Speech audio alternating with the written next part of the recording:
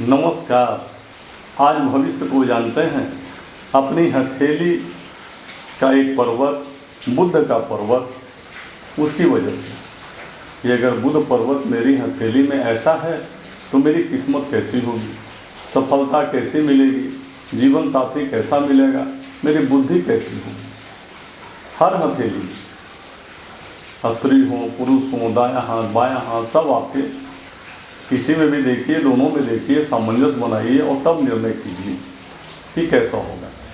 हथेली में कनिष्ठ का अंगुली के नीचे थी, यह बुध का पर्वत होता है। बुध का पर्वत यदि उन्नत हो, थोड़ा उठा हुआ हो, तो बुध को बड़ा अच्छा मानते हैं। और उन्नत बुध जो है, अच्छा बुध जो है पर्वत, वो मनुष्य को सफलता दिलाता है, चाहे वो जिस राह पर चल रहा हो।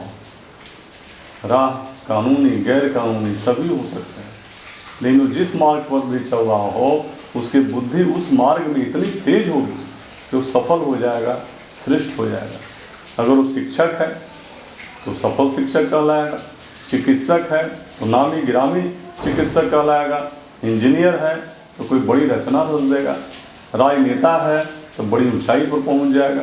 और ये सब उसके बुद्धि कौशल की वजह से होगा और बोलने की कला की वजह से होगा। बुद्ध बोलने की कला देता है, बुद्धि कौशल देता है और प्रति उत्पन्न मतित्व देता है, तुरंत सोच लेने की कैपेसिटी। किसी ने सवाल किया और खट से जवाब दिया, उसको सोचने में कुछ भी नहीं लगता है। और वो कवि होता है तो आंसू कवि होता है, तुरंत कविता कर देने वाला। ये है बुद्ध पर्वत का कमाल। लेकिन यदि ये दबा हुआ हो तो फिर मनुष्य इसका उल्टा होगा। जो काम करेगा उसी से अप्रसन्न रहेगा, बोलेगा तो पूरी बात नहीं बोलेगा, आधी बात अपने मुंह में रखेगा, अपने दिमाग में रखेगा और वो तुरंत जवाब नहीं दे सकता है। इससे लोग उसको मंदबुद्धि करने लगते हैं।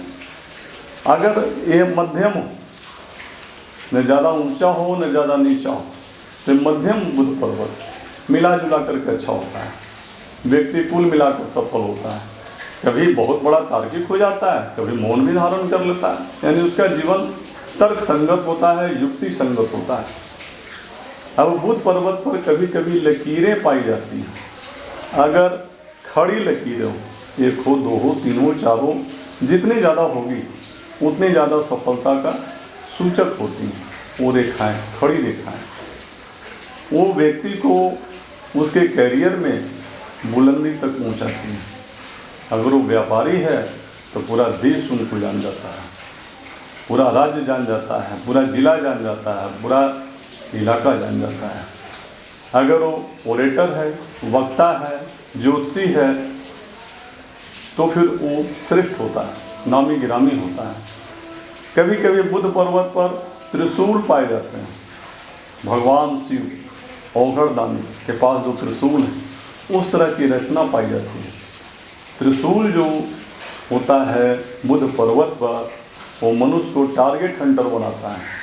वो जो भी टारगेट तय करता है जीवन में, उसको अपने बुद्धि कौशल से पा लेता है। और प्लस बुद्धि के फेरे में, जंजाल में कोई उसे फंसा नहीं सकता है। वो बहुत काबिल इंसान होता है और बोलने की कला में बड़ा माहिर होता है। वो एक अच्छा वकील हो सकता है। अगर इसके ऊपर त्रिभुज तो व्यक्ति समाधान ढूंढने वाला होता है। उसके पास दुनिया की हर समस्या का हल है। वो उसकी बुद्धि इतनी प्रखर होती है कि समस्या का हल जान लेना चुटकी बजाने का खेल होता है। समस्या आई और हल उसे सुलझा, ये त्रिभुज का कमाल होता है।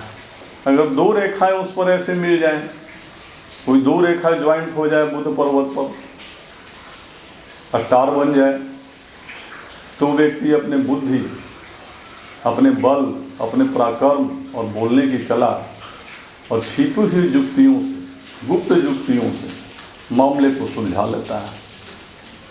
अब बुध पर्वत के नीचे एक खास किस्म की रेखा भी पाई जाती है जिसको मैरिटल लाइन कहते हैं।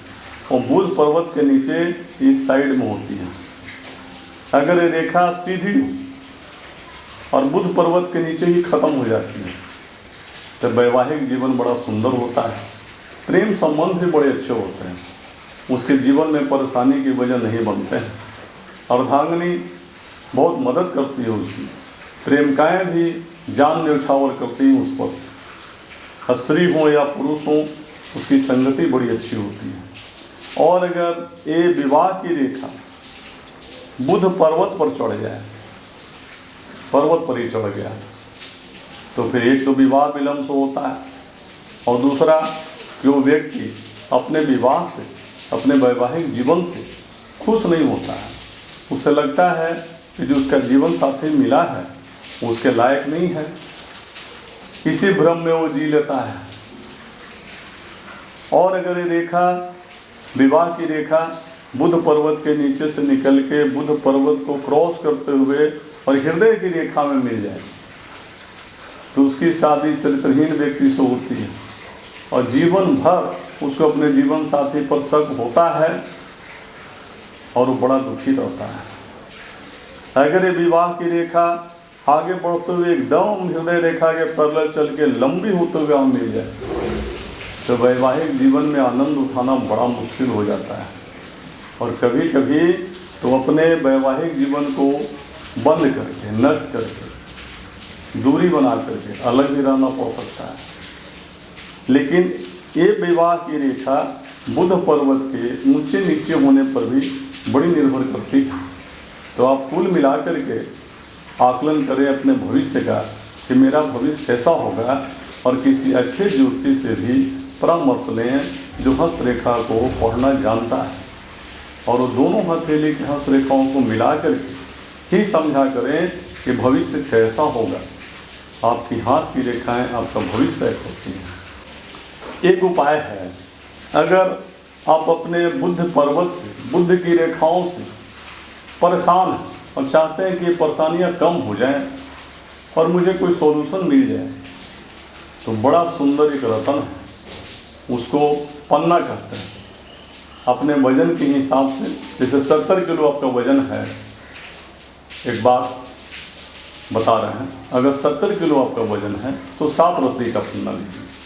80 किलो वजन है तो 8 रत्ती का पन्ना लीजिए। 50 किलो वजन है तो 5 रत्ती का लीजिए। 25 किलो वजन है तो 2.5 रत्ती का लीजिए। इस हिसाब से पन्ना लीजिए। पन्ना जो चौकोर होता है, स्क्वायर होता है, रेक्टेंगुलर होता है, वो बड़ा आत्मविश्वास पैदा करता है और उसको एक बड़े इफेक्ट वाला माना जाता है। वैसे आप गोल पन्ना, अंडाकार पन्ना जैसा भी पहन सकते हैं, इन्हें स्क्वायर मिले तो श्रेष्ठ है। उसे सोने की अंगूठियाँ बढ़ाएं और बुधवार के दिन दाहिने हाथ की कनिष्ठा अंगुली में, अगर आप पुरुष हैं, महिला हैं तो बाएं हाथ की कनिष्ठा अंगुली में बुधवार के दिन सुबह सुबह 7 बजे स्नान ध्यान करके भगवान शिव में स्पर्श करा के अपनी मनोकामना मन में रख के धारण करें, आपको लाभ होगा, ऐसा मेरा अनुभव है। चैनल को सब्सक्राइब करें, लाइक करें, कोई बात है तो कमेंट्स करें, मैं जवाब दूंगा।